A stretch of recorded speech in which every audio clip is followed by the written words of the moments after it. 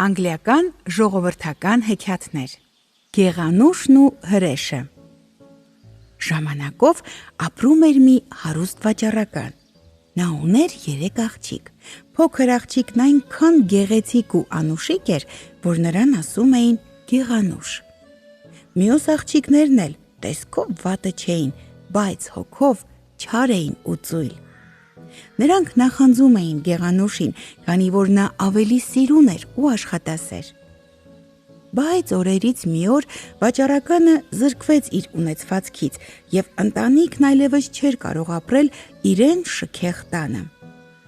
Վաճառականն ու աղջիկները ստիպված էին տեղափոխվել մի փոքրիկ գյուղական խրճիթ։ Այստեղ 2 ավագ քույրերն ամբողջ օրը ոչինչ չէին անում, այլ միայն թնգթնգում էին ու տրտնջում։ Իսկ Գեղանուշը անվերջ աշխատում էր, որ խրճիթը դարձներ որքան կարելի է հարմարավետ։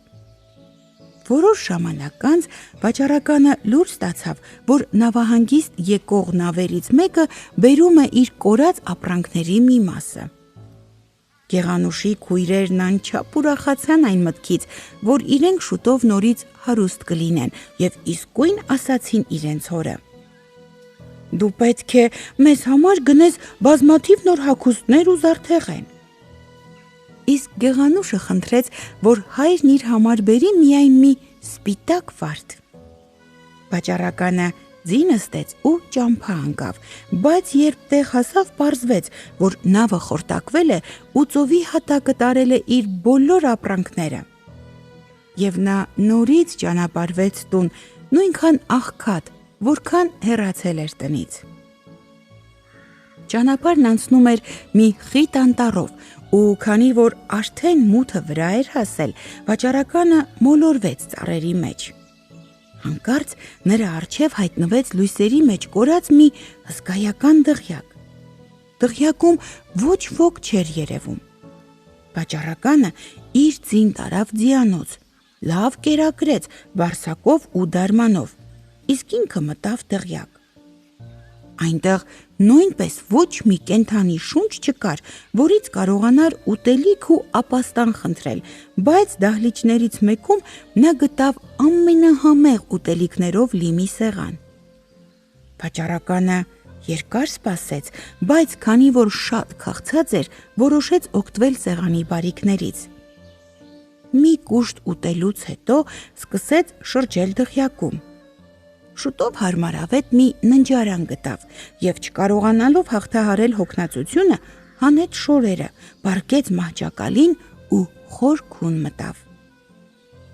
Հաջորդ առավոտ արթնանալով փոշոտ շորերի փոխարեն մաքուր ու գեղեցիկ հագուստ գտավ իր համար պատրաստված։ Իսկ մեծ դահլիճում նրան էր սպասում մի հրաշք նախաճաշի սեղան։ Ուզածի պես ուտելուց հետո նա գնաց իր ձին գտնելու։ Ձիանոցի ճանապարհն անցնում էր վարդերի պարտեզի միջով։ Այստեղ հայրը հիշեց Գեղանուշի խնդրանքը և մի սպիտակ վարդ պոկեց աղջկա համար։ Հենց այդ պահին լսվեց սարսափելի մռնչյուն ու երևաց մի հսկայական գազան։ «Դու կմեռնես, անշնորհակալ մարդ», գոռաց գազանը իր սարսափելի ձայնով։ «Ի հատուցումն իմ բարության դու գողանում ես վարդերս, որոնք աշխարհում ամեն ինչից թանկ են ինձ համար»։ Վաճառականը ծունկի եկավ։ «Տեր իմ», ասաց նա, «ես չէի կարծում, թե դու այդպես կվիրավորվես, եթե այսքան վարդերի միջից մի հատիկ վարդ պոկեմ իմ դուստրերից մեկի համար»։ Ես վայրի գազան եմ, իմ անունը հրեշ է և ոչ թե տեր, մռնչաց գազանը, և շողոքորթելն էլ քեզ չի փրկի։ Բայց դու ասում ես դուստրեր ունես։ Եթե նրանցից մեկն այստեղ գա մեռնելու քո փոխարեն, ես քեզ կներեմ։ Այժմ գնա տուն, ու եթե դուստրերիցդ ոչ մեկը չգա, դու պետք է խոստանաս վերադառնալ 3 ամսից ինքդ մեռնելու։ Վաճառականը միտք էլ չուներ իր աղջիկներից որևէ մեկին մահվան ուղարկելու, ինչ է թե ինքը փրկի իր կյանքը։ Բայց նա հրեշին խոստացավ կատարել պայմանը, մտածելով, որ միայն այդ միջոցով հնարավորություն կունենա տուն դառնալու և դուստրերին վերջին հրաժեշտը տալու։ Ու վաճառականը վերադարձավ տուն։ Գեղանուշին հանձնելով սպիտակ վարդը նա ասաց. «Վերցրու, Գեղանուշ, մտքովդ չի էլ անցնում, թե որքան թանկ վճարեց դժբախտ հայրդ քո խնդրանքը կատարելու համար»։ Եվ նա մեկ առ մեկ պատմեց այն բոլորը, ինչ պատահել էր հրեշի դղյակում։ Գեղանուշի քույրերը սկսեցին ողբալ ու մեղադրել նրան, որ պատճառ է դարձել իրենց հոր մահվան։ «Մի տես է», ասում էին նրանք խայթող տոնով, «նա նույնիսկ լաց էլ չի լինում»։ Իսկ Գեղանուշը պատասխանեց, որ ինքը չի ողբա հոր մահը։ Նա չի մեռնելու, որովհետև նրա փոխարեն ես ինքս եմ գնալու հրեշի մոտ։ Որքան էլ չարչարվեց վաճառականը, չկարողացավ ետ պահել Գեղանուշին այդ մտքից։ Հայրն էլ իր հերթին չէր կարող մենակ վերադառնալ հրեշի մոտ, քանի որ աղջիկը չէր թողնում։ Երբ անցավ 3 ամիսը, Գեղանուշն ու հայրը ճանապարհվեցին դեպի հրեշի դղյակը։ Իսկ մյուս 2 քույրերը իրենց աչքներին սող քսեցին, տրորեցին, որպեսզի հավատացնեն, թե լաց են լինում, բայց իրականում ուրախացել էին Գեղանուշից ազատվելու համար։ Երբ Գեղանուշն ու հայրը հասան դղյակ, հրեշը ելավ նրանց դիմավորելու։ Նա քնքշորեն ողջունեց Գեղանուշին և հարցրեց, թե արդյոք իր կամքով է եկել։ Չնայած զարհուրելի գազանի տեսքը սարսափահար էր արել աղջկան, բայց նա համարձակորեն պատասխանեց. «Այո, հրեշ, ես ինքնակամ եմ եկել»։ Այդ ժամանակ հրեշը դարձավ դեպի վաճառականը և անողոք ձայնով հրամայեց նրան տուն վերադառնալ։ Մնալով մենակ, խեղճ Գեղանուշը ահով սպասում էր, թե ինչ է լինելու հետո։ Բայց քանի որ հրեշն այլևս մոտ չեկավ և ինքն էլ քաջ աղջիկ էր, ապա որոշեց շրջել դղյակում։ Բացելով դռներից մեկը, որի վրա ի զարմանս նրա գրված էր Գեղանուշի սենյակը, նա ներսում գտավ աշխարհի բոլոր բարիքները։ Եթե նրան 1 օրվա կյանք էր մնացել ապրելու, ապա միթե այդ ամենը պատրաստված էր իրեն համար։ Բայց նրան միայն մի բան էր անհանգստացնում. եթե կարողանայի տեսնել խեղճ հորս և իմանալ, թե ինչ է անում հիմա։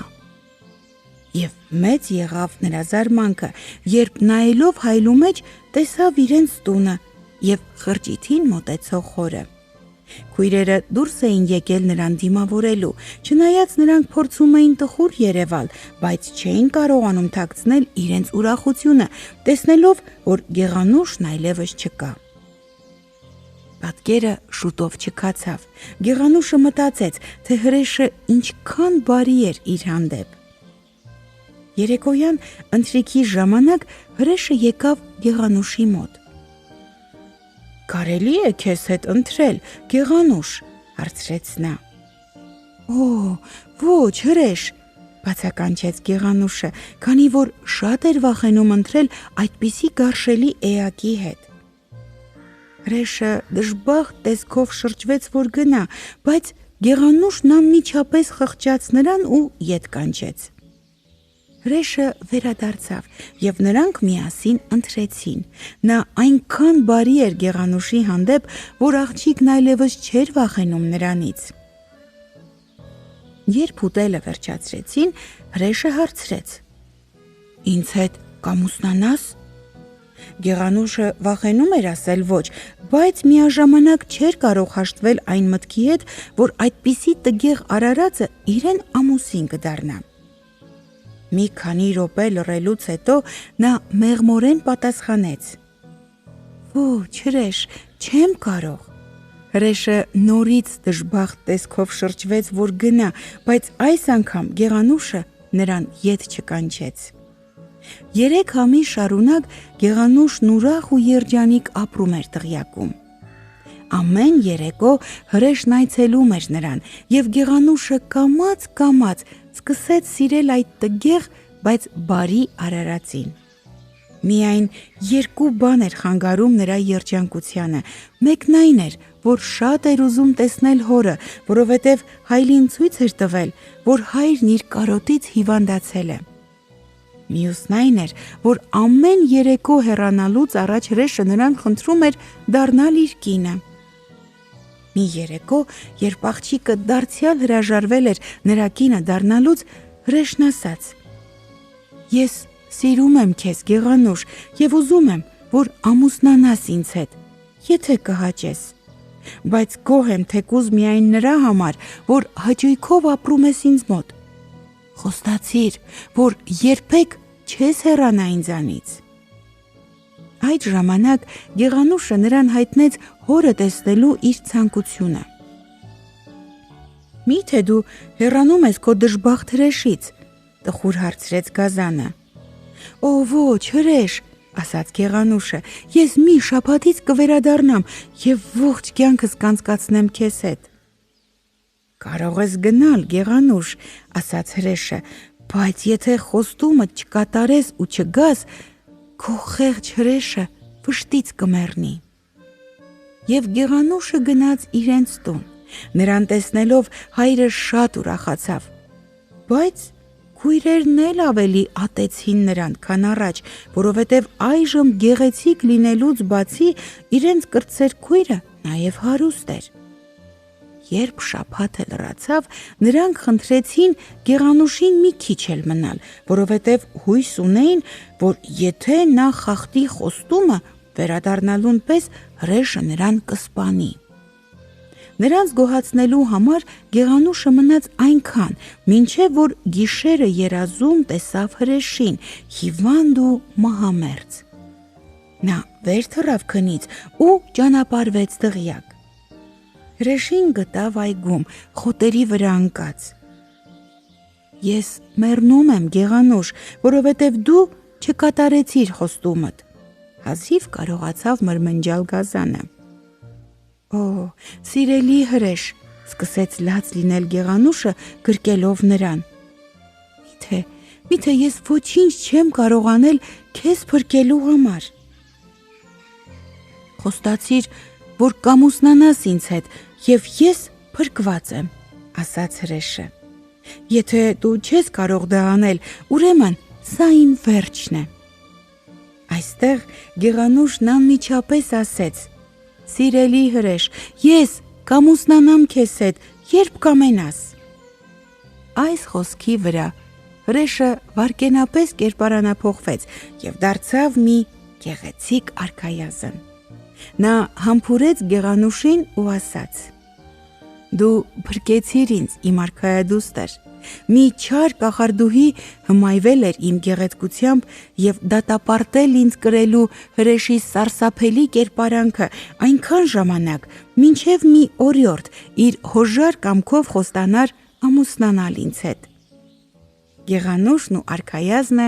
ամուսնացան մեծ շուքով։ Նրանք վաճառականին տարան դղյակ եւ միասին երջանիկ ապրեցին մինչեւ իրենց կյանքի վերջը։